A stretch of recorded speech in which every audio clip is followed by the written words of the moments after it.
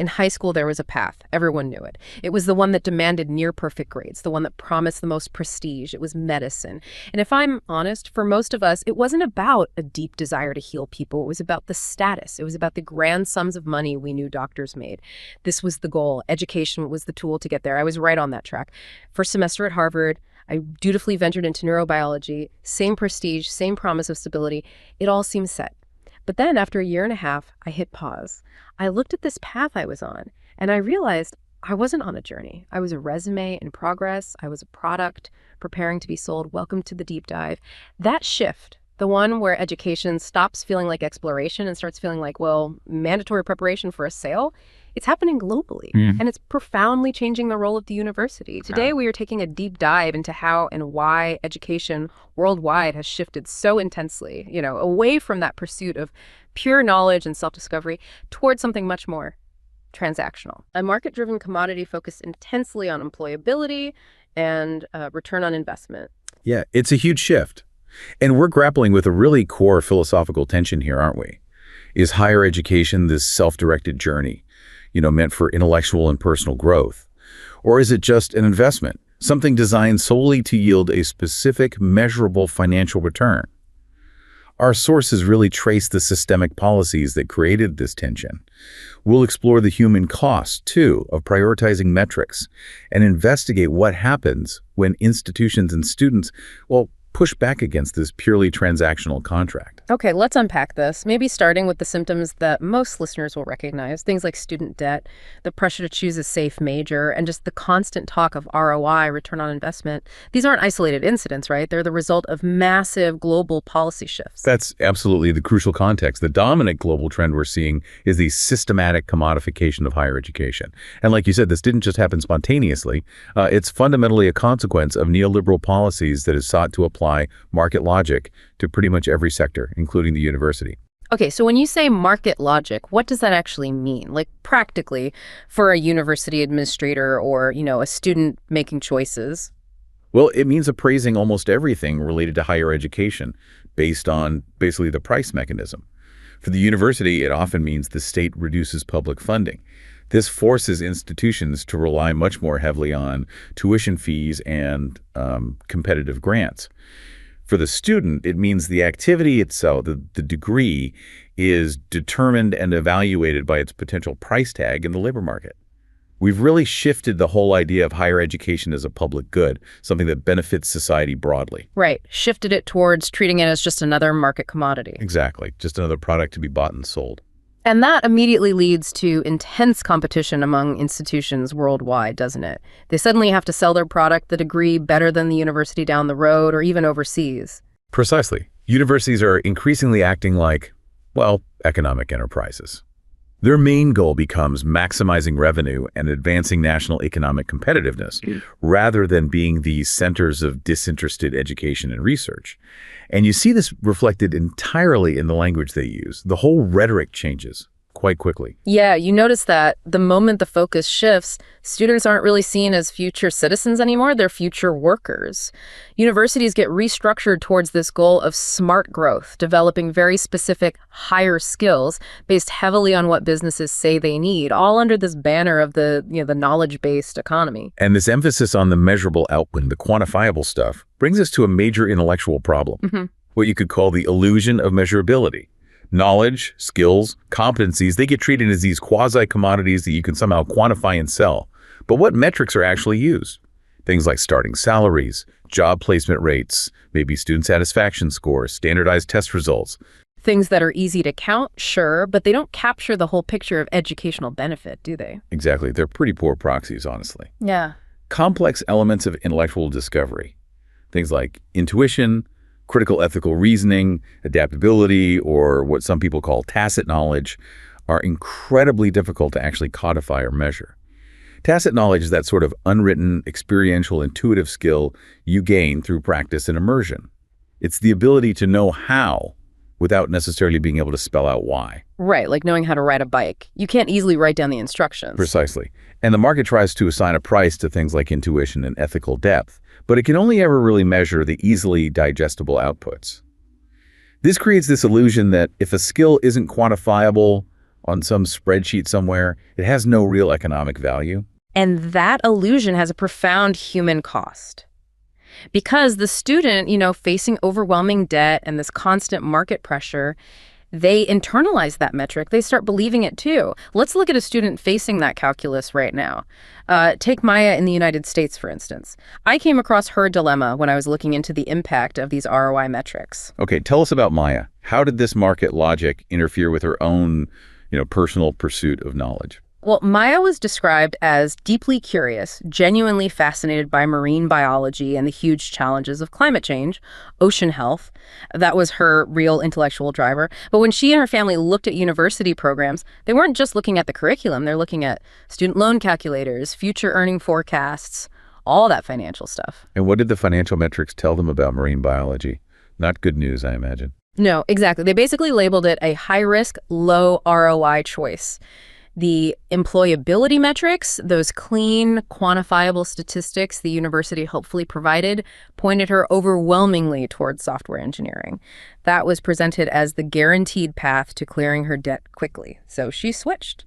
Now she's in her second year learning coding, and she apparently finds the work tedious, isolating. She has secured a guaranteed internship, which is good on paper, but she constantly expresses this feeling that she's lost the holistic development that was supposed to come with college.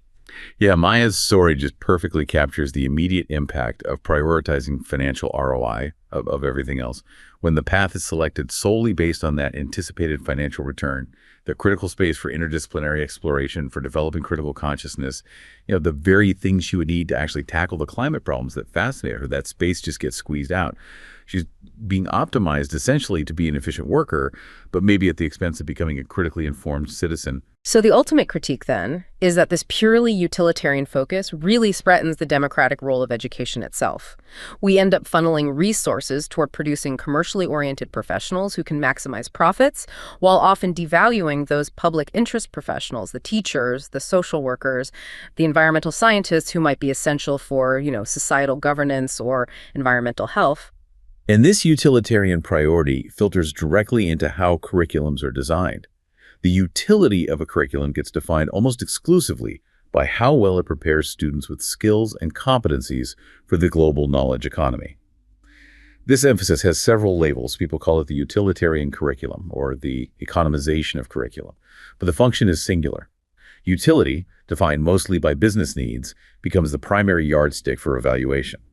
So education transforms. It moves away from the importance of knowing, deep foundational knowledge towards the importance of doing performance and skills that are immediately marketable. Exactly.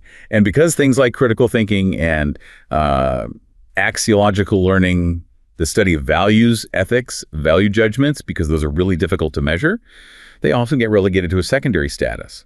Sometimes they're even cut entirely from programs, which just reinforces that illusion that only what can be quantified and sold on a CV holds any true value. This tension between pure knowledge and practical utility, it isn't exactly new, is it? It feels ancient. Our sources point out that this curricular battle between, say, utilitarian efficiency and the need for broadly educated intellects actually dates all the way back to the mid-19th century, around the time of John Stuart Mill. That's vital context, absolutely. Yeah. To really understand the modern market university, you need to grasp the philosophical engine driving it, utilitarianism. If we go back to Jeremy Bentham's simpler view, the logic is pretty stark. Value is represented by money or measurable pleasure, utility. Therefore, the social value of a complex institution like a university should be measurable primarily in market value. So it's basically a cost-benefit analysis writ large. A university is only justified if its total measurable benefits, like its contribution to GDP, the tax income from its graduates, outweigh the total costs of running it. That's the pure, simple utilitarian principle at work, yes. But then when we look at Mill's attempt to refine this, his idea of qualitative utilitarianism, which introduced kind of hierarchy of pleasures, we start to see how educational systems can begin to formalize class divisions. How did that work? What was the distinction Mill drew between higher and lower pleasures, and how does that maybe apply to education funding debates today? Well, Mill argued that intellectual pursuits, things like theoretical sciences, the humanities, yielded higher pleasures. These are pleasures that only a highly developed intellect could truly appreciate. In contrast, practical, lucrative skills yield lower pleasures. Now, the immediate implication for education, even if Mill didn't fully intend it this way, is that it tends to divide humanity into two classes. Right, so you end up with this intellectual, moral aristocracy, the ones deemed capable of pursuing those higher pleasures, and therefore they require the traditional, broad, theoretical university education. And then, unfortunately, you have everyone else, the plebes, maybe who are seen as only requiring practical, lucrative skills. The argument then follows that for this second group, factories of practical skills or maybe technical training campuses are all that's really needed. So it effectively establishes a two-tier system by philosophical decree. One tier dedicated to critical thought, the essence of being human, maybe, and another tier focused solely on vocational efficiency. And we definitely see this playing out today, don't we? In those relentless funding battles where STEM fields are often deemed essential and profitable, while the humanities get categorized as, well, a luxury for the privileged few. The ethical conflict there is profound. The strict utilitarian framework could even suggest that if the greater good is achieved, it might justify manipulating the information available to that lower tier, giving them only what's technically useful, not necessarily what might empower them as critical thinkers. And this conflicts directly with those foundational Kantian ideals of the university: universality, autonomy, integrity. The university really loses its ability to be a rationally self-governed institution when its core purpose is dictated by external, consequence-driven market demands. And this structural rigidity, this sort of forced choice between pure utility and intellectual depth, it gets institutionalized in many systems around the world, which brings us to those transactional systems common in places like Latin America. Yeah, the language itself can reinforce the constraint. In many Latin American countries, the defining concept isn't really major or discipline, as we might think of it. It's carrera, and that translates literally to race or track. The word itself reinforces the idea that university is this single, predetermined race toward a specific professional title. I encountered a really striking example of this rigidity when I was researching a student named Esteban in Bogota, Colombia. When he applied to university, he was maybe 17. He didn't just apply to an institution, he applied to a specific 5-year professional program. He apparently had a tentative interest in psychology, human interaction, that kind of thing. But his family, very focused on the investment aspect, steered him toward Direco law. That was seen as the most prestigious track, the one promising guaranteed income. And once he was admitted into law, how flexible was the system for Esteban? Could he switch? Almost zero flexibility. He realized about 2 years in that he was miserable. He just didn't care about contracts or legal precedents. He wanted to understand why people behaved the way they did. But changing his mind wasn't simply a matter of switching a major like it might be in, say, North America. In that Carrera system, it meant quitting entirely, writing off 2 years of tuition, basically betraying his family's massive financial investment, and then having to start the entire highly competitive admission process over from absolute zero for a different Carrera. Wow. That structural framework acts as an immense cage, doesn't it? It locks students into a transactional view right from the start. You pay for this one specific pathway, and any deviation is potentially financially disastrous. Exploration, the freedom to change your intellectual track based on what you're discovering about yourself and the world, that becomes a prohibitive luxury. Students end up choosing based on what they think they can get into and the expected income, not necessarily based on intrinsic curiosity or intellectual fit. And when education is treated purely as an investment, as just preparation for this predetermined sale, every single action the student takes starts to be driven by an ulterior motive, right? Maximizing your GPA isn't really about mastering the content anymore. It's about signaling to a future employer. Securing an internship becomes valuable mainly for the networking connections, not necessarily the experience itself. Exactly. And activities that aren't tied to that clear, measurable return, like, say, attending an interesting lecture outside your discipline just because it sounds fascinating, or volunteering for purely humanitarian reasons rather than networking, or even just reading a book for pleasure, those things get instantly dismissed. They're seen as unproductive or pointless within that framework. It creates this constant state of optimizing yourself for the market, which fundamentally suffocates the curiosity, the joy of transformation that really should be the essence of learning. You end up spending 4 years building a product, your resume, instead of building yourself. So to counteract this, we really have to reclaim the intrinsic value of education. Our sources argue quite strongly that a real university, unlike, say, a factory of experts or just a training campus, has an intrinsic value. one that's rooted in the non-utilitarian pursuit of truth, genuine curiosity, and personal exploration. It should be a place where economic utility is secondary to intellectual freedom. Okay, but what does that look like in practice? If we're not just focused on skills for the next job, what is the ultimate function of education then? Well, it has to be broader than just vocational training. It's about fostering things like adaptability, critical consciousness, and holistic development. This includes identity formation, establishing cultural points of reference, defining your personal values, and learning how you want to act in the world. This is where we really need to emphasize axiological learning. Wait, hang on. What exactly is axiological learning, and why does a traditional university environment potentially deliver it when a purely vocational track might not? Axiological learning is essentially the study of values and value judgments, particularly in ethics. It's not just about what you know, but how you assess the moral and societal implications of that knowledge. A philosophy or humanities degree, for example, trains you to constantly interrogate the ethical basis of assumptions. That's absolutely essential for tackling complex, messy, wicked problems that defy easy technical solutions. A pure coding bootcamp delivers technical skills, sure, but it rarely provides the critical consciousness to question whether the software should be built in the first place or how it might affect society. Ah, okay. So this is why the humanities, those disciplines that are constantly targeted for cuts because they supposedly lack utility, maintain such an enduring relevance. Precisely. Disciplines like sociology, philosophy, anthropology, they might not yield immediate large financial returns, but they offer this unending journey into the essence of being human. They provide the frameworks for critical consciousness, allowing individuals to question and constructively challenge ideas, which is absolutely key to informed citizenship and genuine problem solving. Let's look at a student whose experience directly challenges this premise that these degrees are somehow useless. I came across the story of Sunhwa in Seoul, South Korea. Oh, yes, South Korea. With its extreme obsession with high-status vocational jobs at the big conglomerates like Samsung, that provides a perfect, if challenging, backdrop for this conflict. What was Sunhwa's trajectory? Well, she graduated with a degree in philosophy. And in that specific cultural context, her choice was viewed by her family, by her peers, as a profound failure, a complete rejection of those prevailing utilitarian metrics. Her degree was literally labeled useless. She eventually took a relatively low-paying, non-corporate job as a community mediator. Okay. And what did her philosophy training enable her to do in that mediation role? How did it play out? It was apparently quite amazing.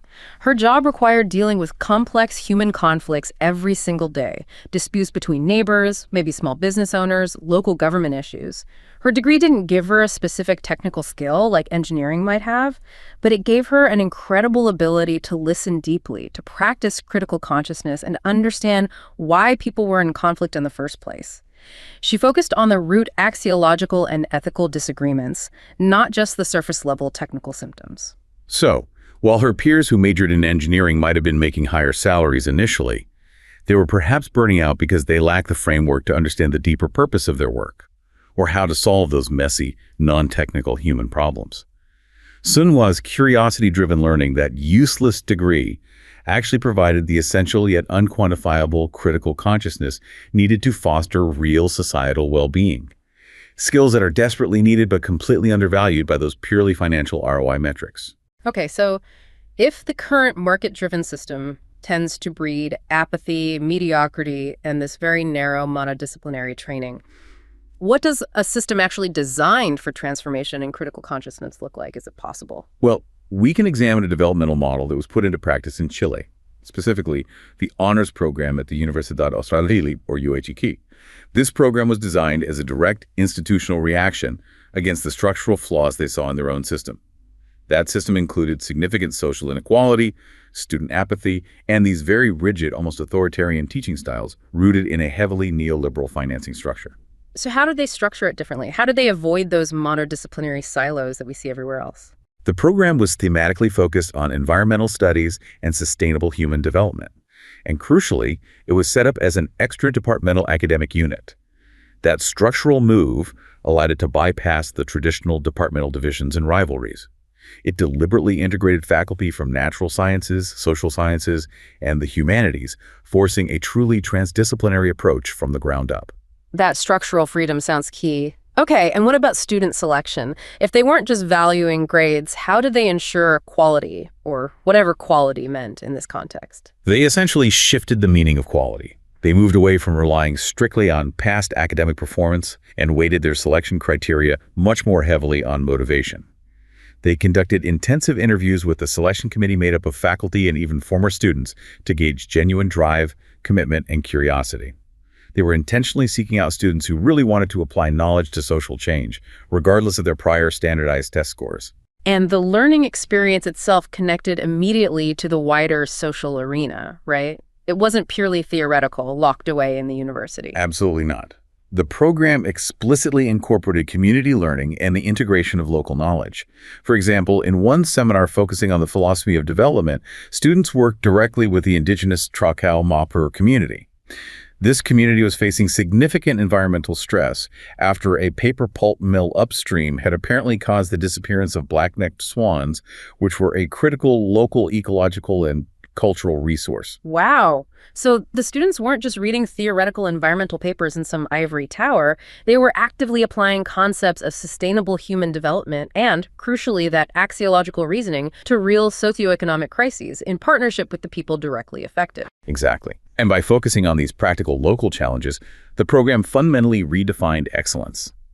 Excellence was no longer just a technical term measured solely by metrics like retention rates or GPAs. It became a socio-environmental and scientific theme measured by the program's tangible impact on the local situation. This model offers a really powerful potential avenue for bridging that gap we often see between highly competitive elite institutions and those dealing with academically and socially vulnerable populations. It promotes equity through enhanced transdisciplinary learning focused on real-world impact. Okay, so we've built a pretty strong case for the intrinsic developmental value of these non-vocational pursuits, like philosophy or history. But the relentless critic, the policymaker worried about budgets, or the anxious parent fitting the tuition bill, they'll still ask that hard utilitarian question. Do these supposedly useless degrees actually pan out in the real job market? Do they lead to good careers? And we can actually answer that question with empirical data, particularly from elite institutions. There was a study looking at Oxford humanities graduates that directly challenges that common policy criticism, the one that says these disciplines fail to meet labor market demands or provide adequate financial returns. In fact, it found pretty much the opposite. Really? Okay. What were the key findings regarding their career mobility and, importantly, their financial success? Well, the study showed that Oxford humanities graduates navigate the labor market incredibly successfully and flexibly. Despite that low perceived utility often associated with these fields, their degrees were linked with very high financial returns, significantly above the median for other sectors, in fact. This demonstrated clear institutional premium. The Oxford brand helps, no doubt, but also rapid salary growth, particularly after about 5 years post-graduation. Okay, so they do make good money. That directly contradicts the prevailing narrative that you absolutely must go into STEM or maybe business to succeed financially. But what about the kinds of roles they take? Are they confined to traditional paths like teaching or working in museums? Far from it. The data showed striking career flexibility.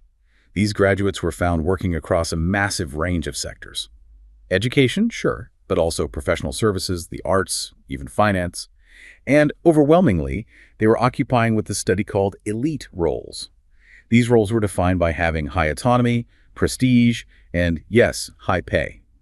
It's also worth noting that history and modern languages degrees seem to offer the greatest cross-sector flexibility, which really proves that deeply humanistic subject knowledge can prepare you remarkably well for the unknown future of work. That really refutes the idea that you need highly specialized early vocational training to guarantee success, doesn't it? So if employers aren't necessarily hiring them for their detailed knowledge of, say, 19th century literature, what skills did these employers identify as the most valuable things coming from humanities graduates? That's the crucial question. The skills honed specifically in the humanities were seen as highly valuable, especially in senior and strategic roles that require critical synthesis and judgment. The study identified 4 core competencies that really stood out. First, communication.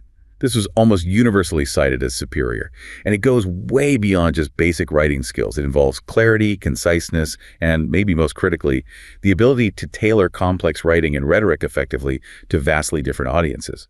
Think about a policy analyst, for instance. They have to translate complex data into a concise, persuasive brief for a government minister. That's a skill directly honed by the pressure of weekly essay production and critique.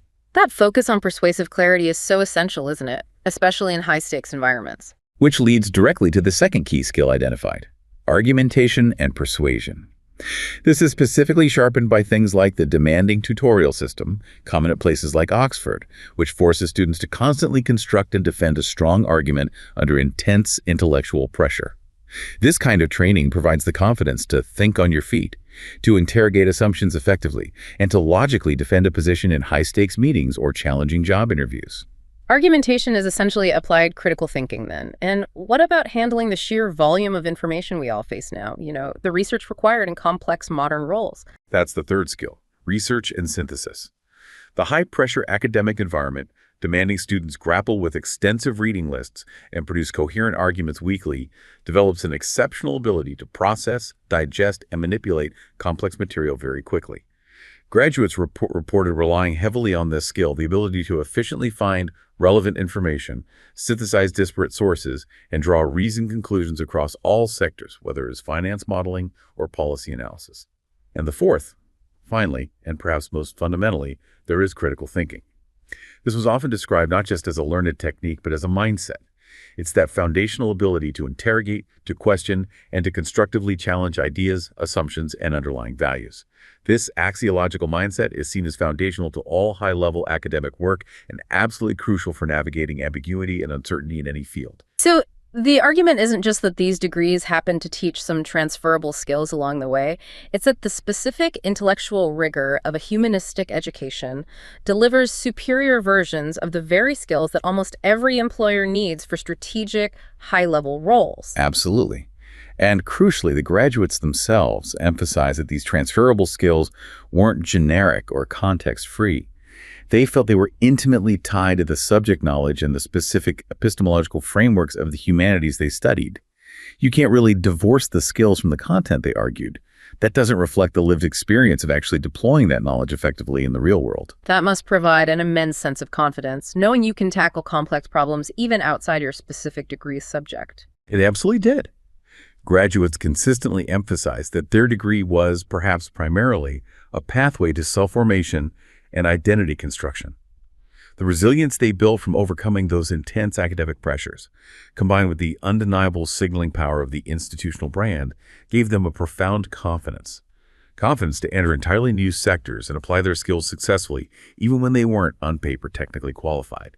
They learned how to think critically, which is arguably the true definition of adaptability in a rapidly changing world. This entire deep dive seems to bring us right back to that fundamental conflict you laid out at the very beginning. We have educational systems globally that are increasingly built on this sort of neoliberal efficiency model, a model that demands education be treated primarily as a transactional investment, complete with ROI metrics, and a utilitarian curriculum focused almost solely on immediately marketable skills. Yet, as we've seen, that drive for efficiency risks sacrificing the very critical thinking, the deep adaptability, and the ethical reasoning that are actually required not only to solve complex societal problems like environmental decay or issues of social governance, but also to successfully navigate increasingly unpredictable labor markets over the long term. That's right. And if we look critically at systemic failures, whether in governance, social planning, or environmental protection, often the kind of human capital developed through this purely market-driven system has proven insufficient. The critical consciousness, the ability to engage in that deeper axiological learning and understand root, causes the very things that studying philosophy or sociology or history can provide are essential for driving meaningful change. But they are constantly being devalued by this relentless pressure to optimize the immediate financial return above all else. So the true value, paradoxically perhaps, often lies in those pursuits deemed useless or unquantifiable by the market in curiosity, in intellectual exploration, and the development of one's full ethical and critical self. The path forward, it seems, must involve finding ways to ensure that the process of learning can remain a self-directed journey of transformation rather than just preparation for a predetermined sale.